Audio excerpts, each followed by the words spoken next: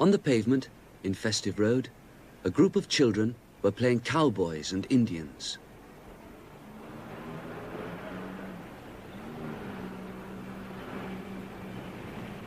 Number 52 is Mr. Benn's house. Mr. Benn was indoors reading a newspaper. He read that a cowboy film was showing at the cinema. Mr. Benn liked cowboy films, and he decided to go and see it.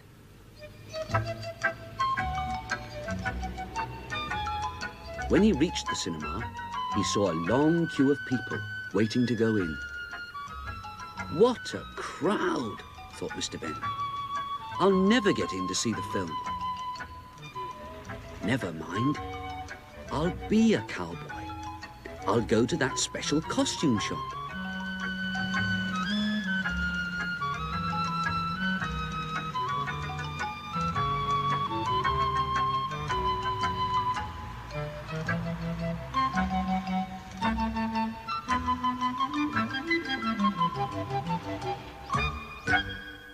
Inside the shop, as if by magic, the shopkeeper appeared. "Good morning, sir," he said. "You look as if you know which costume you want today." "Yes," said Mr. Benn, "the cowboy outfit." "Certainly, sir," said the shopkeeper. Mr. Benn took the outfit into the fitting room. Inside the room, he changed into the outfit.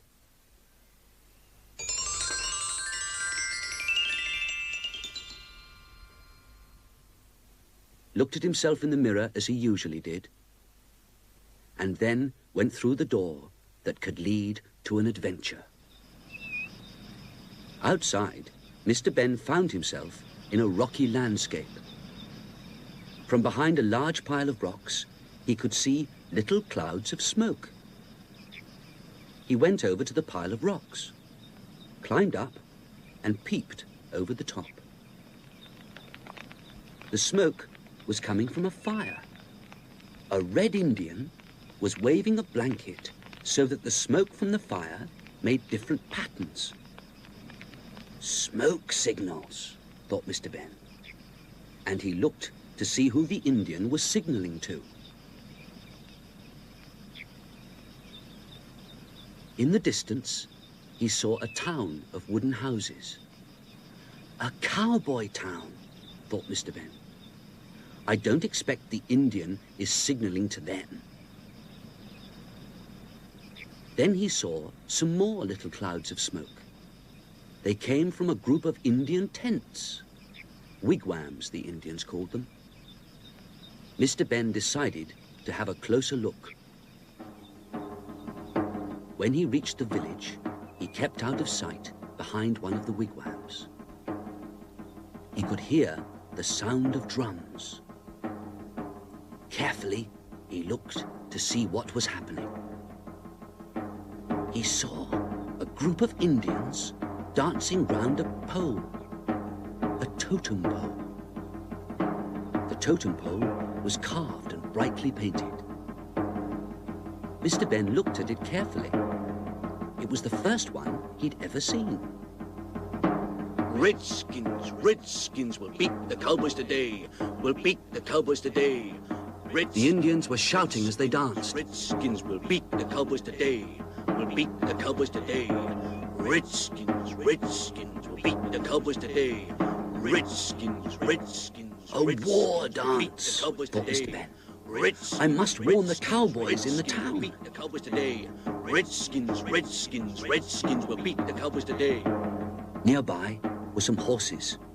Mr. Benn took one and rode off.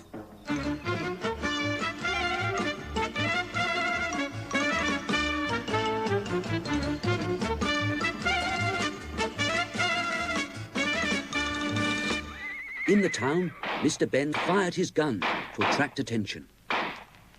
The door of the jail opened and the sheriff looked out. "Look out! The Indians are coming," called Mr. Benn. "They say they're going to beat you today." "We're ready," said the sheriff. "They will probably beat us. They always do. Still, it's a good game." "Game?" said Mr. Benn. "The hide-and-seek game, of course," said the sheriff. "Every week, the Indians play hide-and-seek with us cowboys. An Indian and a cowboy both hide. Then the Indian team looks for the cowboy, and the cowboy team looks for the Indian. The team to find the hider first wins. Every week the same thing happens. The Indian vanishes and we never find him. Sometimes the Indians don't find the cowboy, but even then it's only a draw. We never win." Just then, the Indians arrived. They smiled and waved and said they were ready to beat the cowboys again.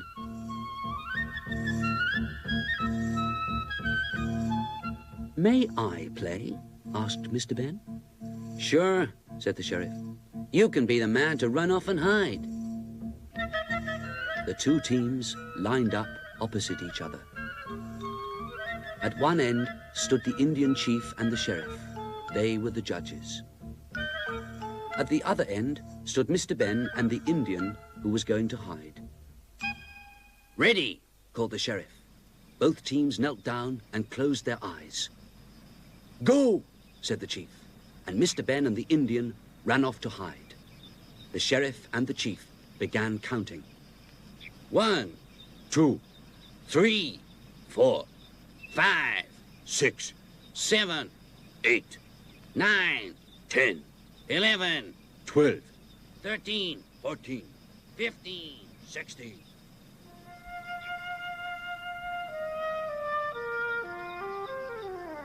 Mr. Benn peeped over the edge of the rock where he was hiding. In the sand below, he could see his own footprints. "Oh dear," he thought.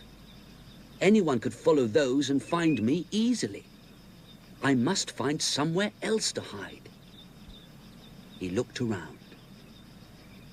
Near the Indian village was a wood. Mr. Benn had an idea. He ran towards the wood, making sure that he was leaving a good trail of footprints for the Indians to follow.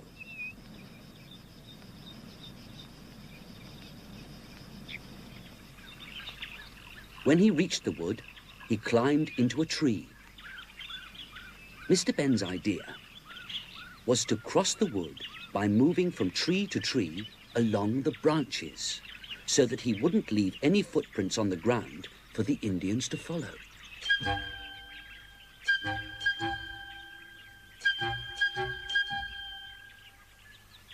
When he reached the other side of the wood, he was very near the wigwams. The next part of the plan was to walk backwards to the wigwams with bare feet. Now it will look as if someone with bare feet has walked from the Indian village to the woods, he thought. The village is the last place they will look for me. Mr. Benn hid in one of the wigwams. Through a slit in the side, he could see the totem pole. It looked even taller than he remembered it. There were the heads, the animals, the fish, the large bird, and the Indian on top. The Indian on top? That wasn't there before. It was an Indian, all right. The Indian who was hiding from the cowboys. 95, Back 96, at the start, 97, the counting 98, had almost finished. 99, 100. The teams rushed off to find Mr. Benn and the Indian.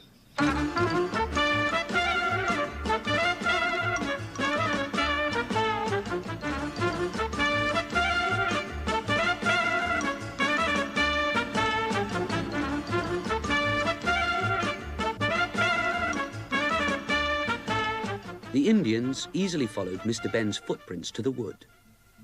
But at the wood, it seemed that he had just disappeared.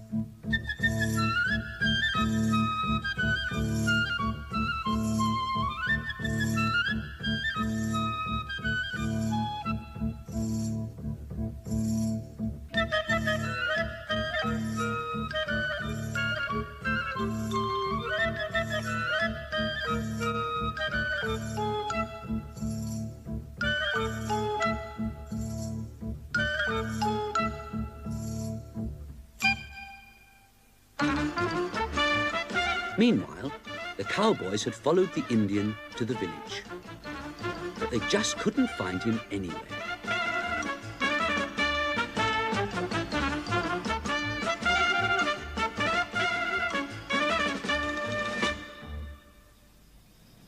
Inside the wigwam, Mr. Benn had been busy. He'd tied a feather to the end of a long stick. Now he was ready to carry out his next plan.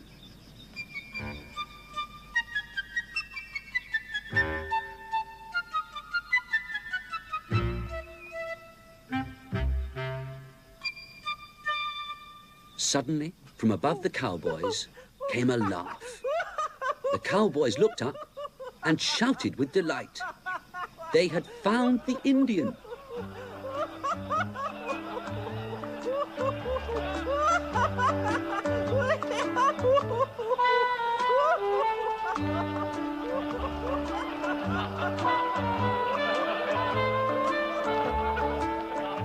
Then they saw the stick with the feather. And Mr. Benn came out of the wigwam. The sheriff said, "You tricked the Indians when you hid, and you found the hiding Indian. You won the game for us. Thanks to you, we won for the first time ever. You deserve a prize."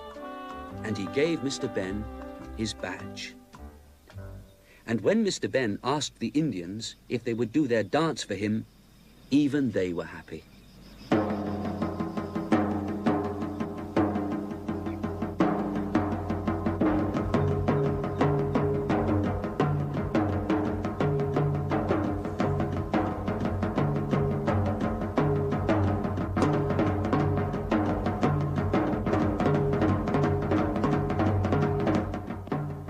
Suddenly, a man appeared. He asked Mr. Benn to show him where he had hidden. Mr. Benn went back into the wigwam, and as he did so, he found himself back in the fitting room of the shop. Mr. Benn changed back into his own clothes.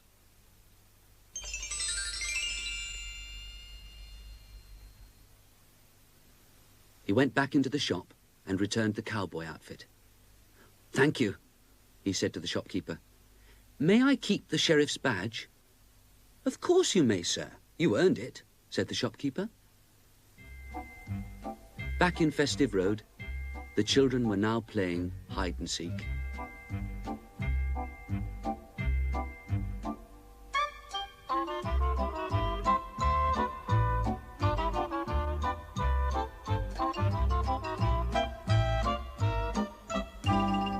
At his gate, Mr. Benn looked at the sheriff's badge.